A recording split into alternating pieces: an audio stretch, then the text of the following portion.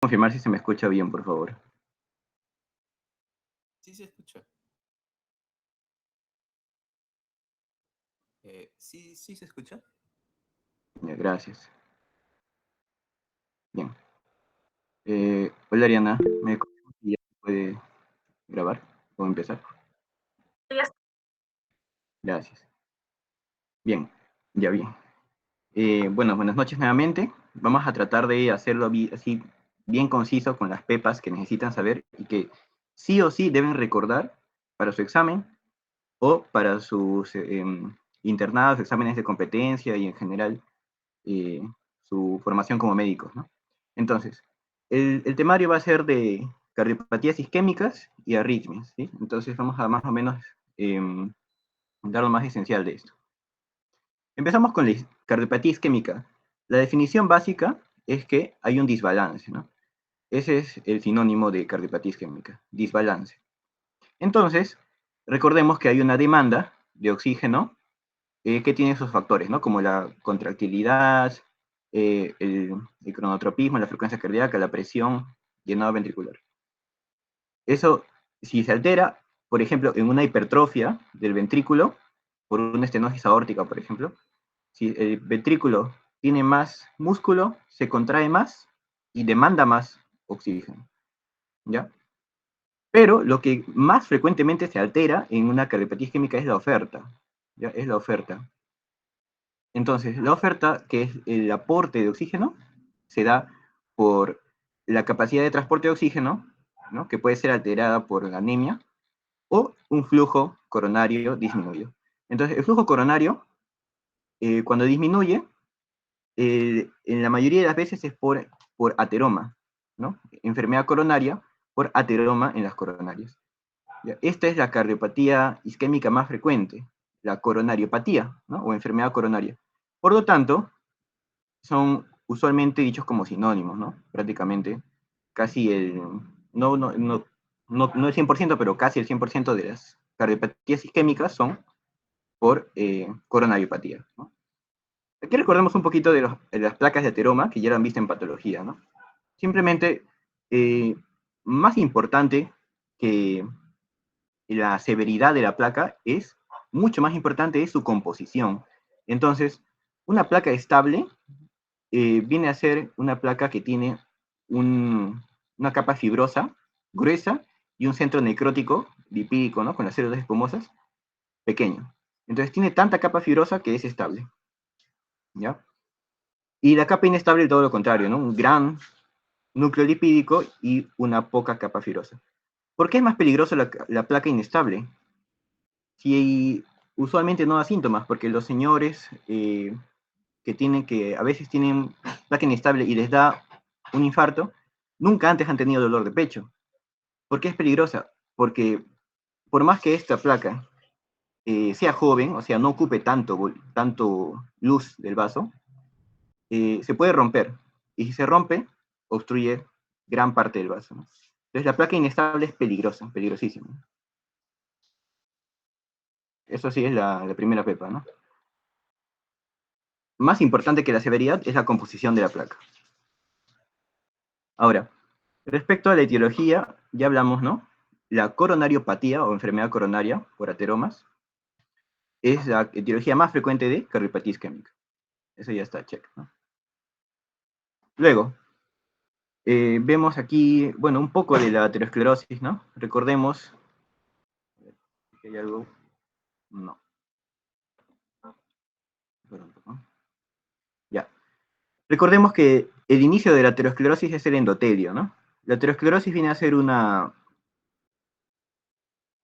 aterosclerosis, es un tipo de arterioesclerosis, ¿no? Es un tipo de arterioesclerosis, es el tipo de arterioesclerosis más frecuente y clínicamente relevante, ¿ya? De arterias musculares y elásticas, ¿no? Elásticas, por ejemplo, la aorta, el tronco pulmonar, ¿no? Y musculares como las arterias de los miembros, ¿no? Entonces, esta aterosclerosis tiene su origen en el daño endotelial. Aquí este rayo es el daño endotelial. Son los factores de riesgo que dañan al endotelio. Luego hay una disfunción.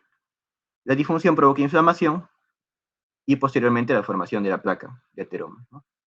La inflamación hace que migren que entren al subendotelio las células macrófagos que se van a fagocitar, se comen a los LDL y se forma la placa de LDL y células espumosas, ¿no? Las células espumosas son los macrófagos. Y listo, ¿no? Del mismo vaso sanguíneo, de la capa muscular, se reclutan o migran hacia la placa células musculares lisas que van a formar la matriz, ¿no? La matriz, y más que la matriz, la placa fibrosa, ¿no? Que es esta. Voy a ponerle celeste, ¿no? ¿Ya? Entonces, el colágeno principalmente es formado por la célula de músculo liso, ¿no? Mientras más inflamación, menos capa fibrosa hay, ¿no? Entonces, una capa fibrosa delgada da riesgo a un evento agudo como es el Zika, ¿no? Síndrome isquémico coronario agudo. Ya. Ya, esto de aquí. Tampoco se pueden olvidar, ¿no? ¿Cuál es la arteria más afectada por la aterosclerosis? Aorta. Y la principal coronaria afectada, la descendente anterior. ¿Ya? Descendente anterior. Ahora, vemos aquí otras etiologías. Rápidamente, otras etiologías de la cardiopatía isquémica. Sabemos que gran parte, más del 90% es por aterosclerosis de coronarios, pero un pequeño porcentaje también es por la angina vasoespástica, ¿no? O la angina de Prinzmetal. Esta angina vasoespástica eh, puede estar en ausencia de enfermedad ateromatosa, o sea, sin nada de placa, y aún así, por un estímulo, hace que el vaso se contraiga, ¿no? De lo que está así, se hace pequeño, pasa menos sangre y provoca el dolor de pecho, angina. Es un tipo de angina inestable. Y además, es desencadenada por el consumo de cocaína, ¿no? Clásicamente se describe eso. ¿Ya? Todo eso es angina vasoespástica. Otro tipo de cardiopatía isquémica es provocada por la endocarditis. Aquí vemos que afecta a las válvulas, ¿no? Que son las vegetaciones de la endocarditis. ¿Ya? Y bueno, les puse una más, que es una enfermedad que se estudia en pediatría más que nada, que es la enfermedad de Kawasaki. La enfermedad de Kawasaki es una enfermedad exantemática, o sea, afecta a la piel, puedes ver que provoca eritema, ¿no? Lesiones en la piel. ¿Ya? Y lo particular de esta enfermedad de Kawasaki es que su fisiopatología más aceptada es que es una enfermedad autoinmune, ¿no?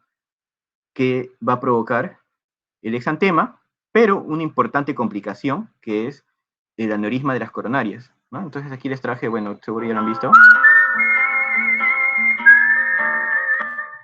Vemos ahí la coronaria que está siendo víctima del sistema inmune, ¿no? Ese es lo aceptado de enfermedad de Kawasaki, ¿no? O sea, en vez de chancar al coronavirus, a otros virus, el sistema inmune ataca a las coronarias, ¿no? Por eso también es causa de cardiopatía isquémica. Ya. Y ahora hablemos de un poquito de la patogenia de estas enfermedades.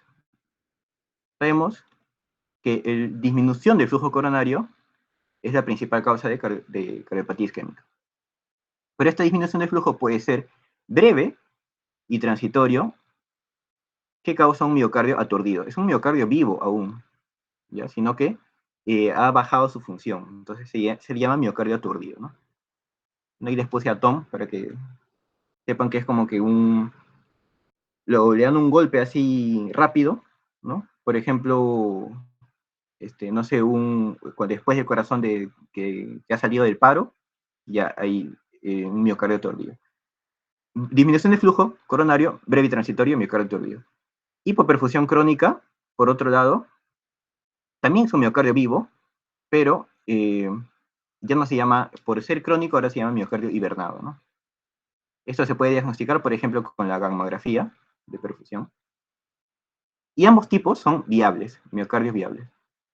O sea, solucionas el problema de fondo y ya no hay necrosis, no hay cicatrices.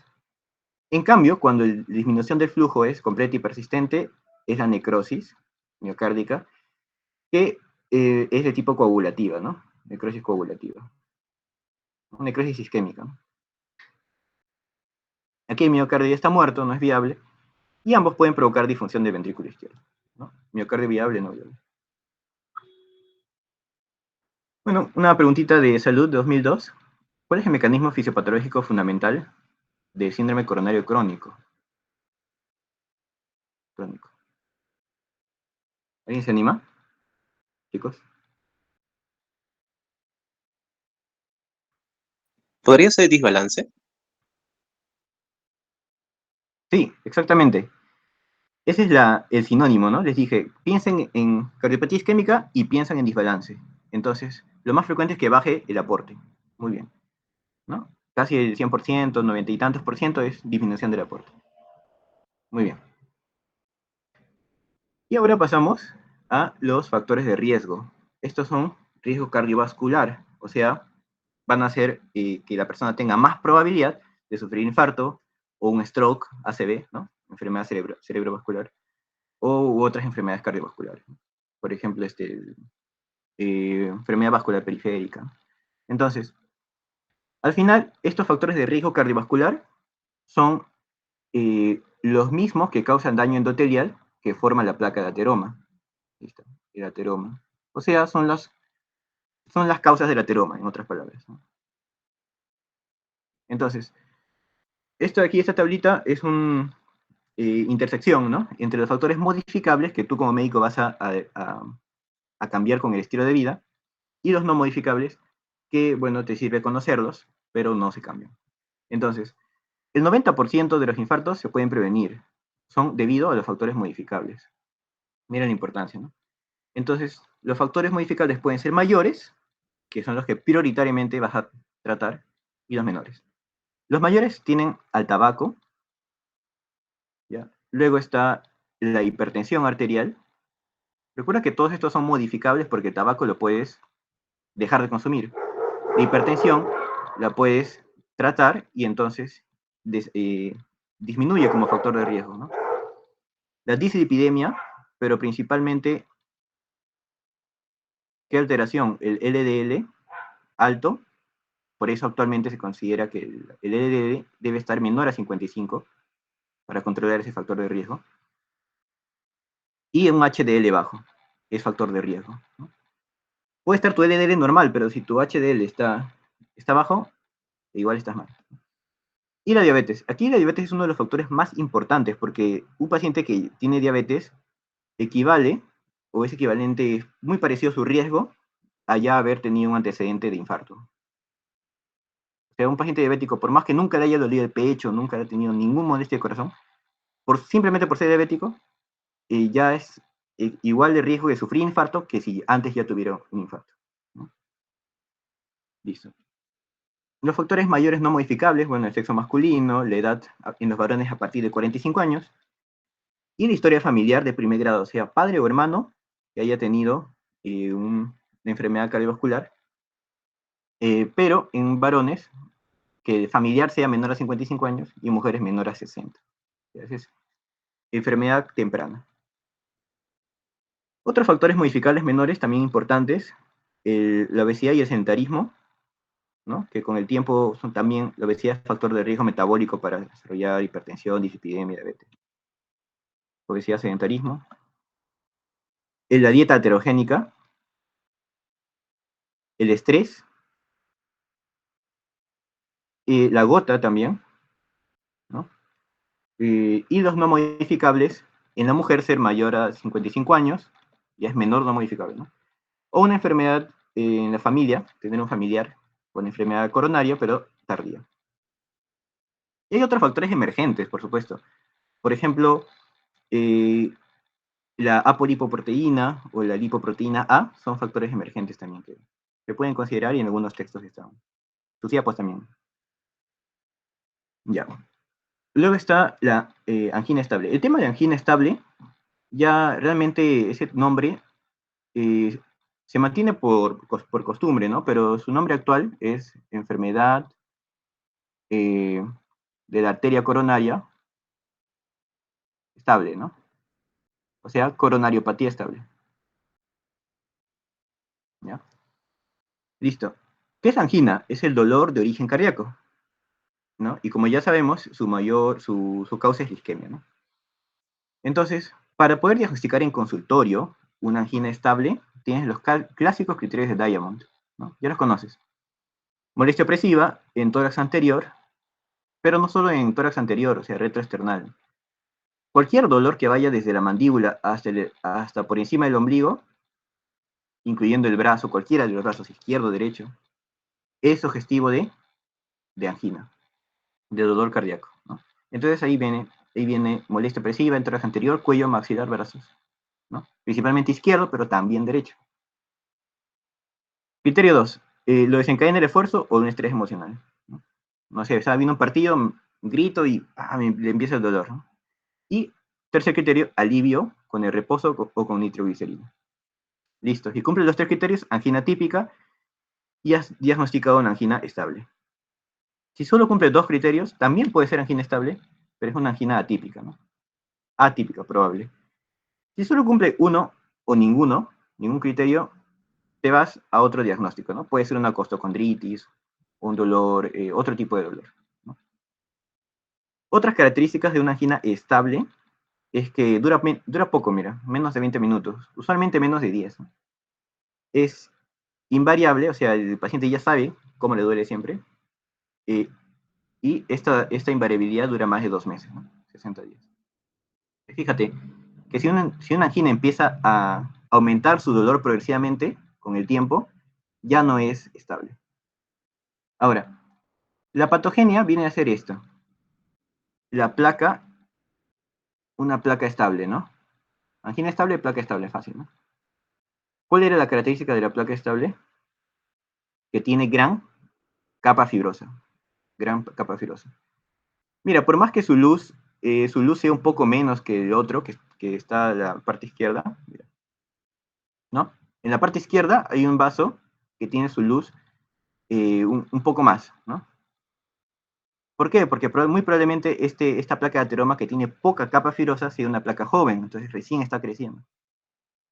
Pero en el lado derecho, aquí, vemos que hay menos luz, pero su placa tiene bastante capa fibrosa. Entonces, esta de aquí es mejor. ¿Por qué? Porque no se va a romper. Y si no se rompe, no hay infarto, ¿no? Hay menos riesgo de infarto. Entonces, la placa estable es equivalente a la angina estable, ¿no? O la enfermedad coronaria crónica o estable. Ya. Esta es la placa inestable. Listo. Y aquí tenemos, perdón, un esquemita. Aquí. Puedes ver que aquí, cuando la placa va creciendo hacia abajo, más el lumen va disminuyendo, ¿sí? El lumen, la luz de la arteria disminuye. Cuando alcance el 70% de obstrucción de la luz, o sea, la luz ya se ha obstruido más del 70% y solo le queda un 30 o menos, ya aparece la angina con el esfuerzo, ¿no? La angina de esfuerzo. Y si ya se obstruye más del 90, es la angina en reposo. ¿Ya? Importante. La angina en reposo ya viene a ser inestable, ¿no?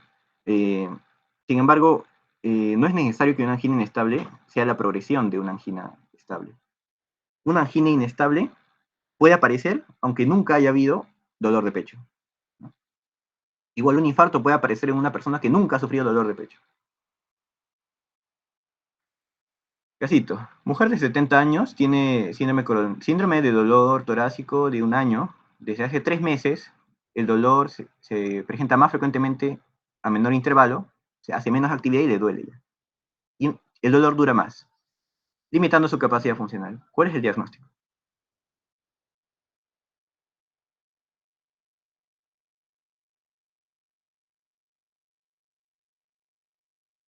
Fíjate que es un dolor de pecho de una mujer que tiene, bueno, ya tiene factor de riesgo de la edad, ¿no? Mujer más de 55 años. Eh, y que aparece tras cierto esfuerzo, ¿no? Pero que ha intensificado su intensidad. Se ha aumentado su intensidad. ¿Cuál sería la clave, chicos? ¿Podría ser angina inestable progresiva por lo del aumento de la intensidad? Sí, muy bien. ¿Por qué? Porque la angina estable permanece constante. Entonces, si una angina aumenta su dolor o baja el intervalo en que se presenta, ya es inestable progresiva.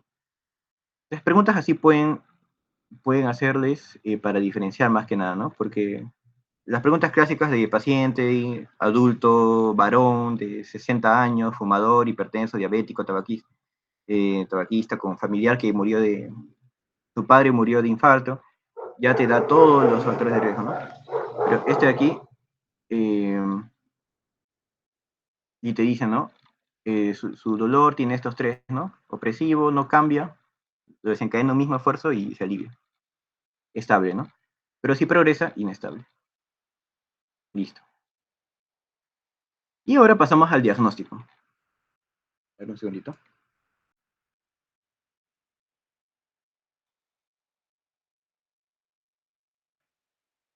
Ya. El diagnóstico, vemos aquí 5 pasos, ¿no? El diagnóstico de angina estable es prácticamente clínico. Puedes pedir de EKG. El problema del EKG que se suele pedir es que un 50% de los pacientes con angina estable, ¿no? Que te refieren toda la historia de angina estable, un 50% de los pacientes le tomas EKG y está normal. Entonces, pues no es tan útil para el diagnóstico. Haces clínica, puedes pedir EKG, mides los factores de riesgo que ya conoces. Puedes pedirle un ecocardio si el paciente ya, pues, ya lo estás evaluando, ¿no? Ya has calculado el FEBI. Pero algo importante que debes hacer, aunque no viene tal cual en los exámenes así, pero es calcular su probabilidad de que tenga una angina estable, ¿no? Si todavía tienes dudas diagnósticas, evalúas la probabilidad pretest. La probabilidad pretest viene a ser como un score, una puntuación que se pone en una calculadora y tú evalúas la edad, el sexo, los factores de riesgo, la historia familiar, los resultados previos, por ejemplo, un ecocardio previo, y entonces te da un puntaje. Si la probabilidad pretest te sale baja, entonces al paciente le vas a pedir una prueba de esfuerzo o ergometría, ¿no? ¿Por qué? Porque, bueno, el señor tiene poca probabilidad de que tenga una enfermedad isquémica, entonces lo puedo someter a esfuerzo, voy a hacerlo correr o trotar, ¿no? Prueba de esfuerzo. ¿Ya? Es lo más clásico que preguntan. Su sensibilidad no es tan alta, es 66%, y su especificidad es 77%. Entonces, ves que te ayuda, ¿no? Pero otras pruebas son más sensibles y específicas. Si la probabilidad pretest sale media, ya. Aquí le voy a hacer un ecocardio estrés o una angiotac coronaria, ¿no? Que ya es más sensible y más específica. Y si la probabilidad te sale alta, o sea, es casi seguro que tenga una cardiopatía isquémica y de hecho ya lo que quieres hacer es tratarlo, entonces haces cateterismo, ¿no? El cateterismo es una forma de diagnosticar, pero ya orientado al tratamiento, ¿no? O sea, el cateterismo, ¿qué consiste? Aquí lo puedes ver en la esquina de arriba, de la derecha. El cardiólogo intervencionista va a entrar con una aguja, va a entrar y con una guía va a entrar por las arterias, ¿no? La arteria femoral, en este caso, aquí lo vemos, y va a llegar por la aorta hacia el corazón, ¿no? Entonces, allí va a ser el diagnóstico, ¿no? Ahora, ya conoces, entonces, prácticamente si el paciente no te da, el caso clínico no te da o sea, te pone un caso de un paciente con angina estable y típica, pero que tiene alguna duda, entonces pides ergometría, ¿no? Test de esfuerzo, ¿no? Donde se evalúa parámetros como el EKG, ves que le han puesto los electrodos, la presión, la clínica también, si empieza a sentir dolor, y si es que alguno de estos se altera, ya es diagnóstico, ¿no? O sea, el paciente va a correr y si se alteran esos parámetros, EKG, presión clínica, si le aparece el dolor, ya es diagnóstico de angina estable. Aquí vemos el ecocardio de estrés, bueno, en el caso de pacientes que no pueden, están un poco peor, ¿no? No pueden correr, no pueden trotar, no puedes hacer ergometría. Entonces le pones un fármaco, ¿no? Un vasopresor, ¿no? La dobutamina y le haces el ecocardio. O una angiotac coronaria, ¿no? Y el cateterismo que ya expliqué, ¿no? Que es para los pacientes que están peor, ¿no? Ya muchas más cosas que ya casi ni camina, bueno, está un paciente que está en peor condición, cateterismo. Ahora, esto es una tablita que ya la conocen por semio, ¿no? Es un poco parecido a la clasificación NIJA de angina o disnea, pero en este caso es de la Sociedad Canadiense de Cardiología. Entonces, grados 1 a 4, angina de esfuerzo es grados 1 a 3, ¿no? Grado 1, angina de esfuerzo, al hacer cosas extenuantes, ¿no? El señor, por ejemplo, solo siente dolor, dolor de pecho cuando hace actividades rápidas o prolongadas.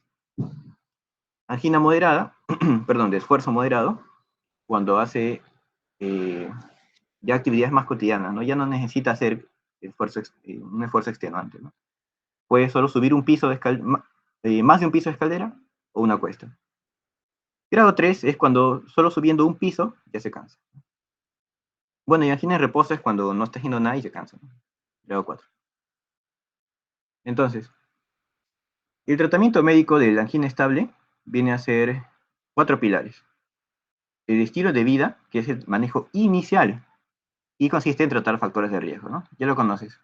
IMC normal, dieta mediterránea, y han preguntado también en exámenes de competencia qué grasa debe tener, ¿no? Esta dieta anti-infartos, ¿no? Que es el omega 3, ¿no? Que está en algas, en pescados, pescados azules, ¿no? Jurel, caballa.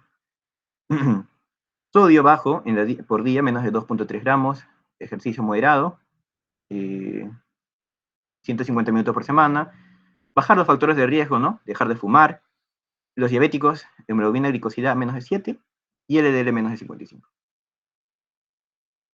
Ese es el paso inicial. Segundo paso, dar un antiagregante, ¿no? Aspirina o clopidogrel. ¿Sabes cuál es el mecanismo de la aspirina, no? ¿Alguien me puede decir brevemente cuál es el mecanismo de la aspirina? Es un fármaco tan importante, se usa en angina estable, en infarto de miocardio, en migraña puede usarse, ¿no? Claro, es un inhibidor irreversible, ¿no? De las ciclooxigenasa. Entonces, en dosis bajas lo que promueve es la antiagregación plaquetaria, ¿no? Y ya a dosis mayores tiene una acción analgésica antiinflamatoria. Muy bien. ¿Qué es ciclooxigenasa? En el caso de las plaquetas sería la 1, COX-1, y COX-2 para el tema de las, ya en acción antiinflamatoria analgésica. Sí, muy bien. Ajá. Entonces, principalmente la COX-1 y también a más dosis COX-2, ¿no? Entonces, la COX-1, al ser inhibida, disminuye la producción de tromboxano a 2, ¿no? Y por lo tanto baja la agregación plaquetaria. Es un antiplaquetario, ¿no? Listo, muy bien. Tan importante en varias enfermedades, ¿no? Migraña, en SB isquémico, en los ICAS, en los síndromes coronarios agudos, en la preeclampsia, ¿no? Principalmente eso. Ya. Bueno, y el clopidogrel es otro fármaco, ¿no? Que vamos a verlo también en Zika. Es otro tipo de antiagregante, ya que tiene que ver con los receptores P2Y12, ¿no? Luego, aparte de los antiagregantes, antianginosos. Entonces, recordemos, tratamiento médico de la angina estable, estilo de vida, antiagregante, aspirina principalmente, antianginoso, perdón, aquí es 3, ¿no? E hipolipemiante. Ya. Estilo de vida, antiagregante, antianginoso, hipolipemiante. El antianginoso de primera línea es el beta bloqueante, ¿no? De primera línea. Aquí les traje una mnemotecnia. Los beta bloqueantes cardioselectivos, ¿no? ¿Cuáles son? Ambú, ¿no? El atenolol, metoprolol y bisoprolol. Ya está. También de segunda línea puedes usar calcios antagonistas también para bajar el dolor. Los nitratos, los calcios antagonistas que hacen principalmente pueden relajar las coronarias, ¿no? Los nitratos dilatan las venas, ¿no? También pueden dilatar las arterias, ¿no? Bajar la poscarga. Pero aquí es dilatar las venas. Otros fármacos también que hacen como de segunda línea, estos sí son de segunda línea, ¿ya? Para antianginosos, ibabradina, trimetacina, ranolazina, ¿no? Ya tiene que ver, por ejemplo, más con el cambio de metabolismo o con un juego de canales, ¿no? Aquí no quiero extrañarme mucho. Y por último, el hipolipemiante, que viene a ser atorvastatina principalmente, o rosuvastatina. ¿Ya? Entonces, listo. Un segundito.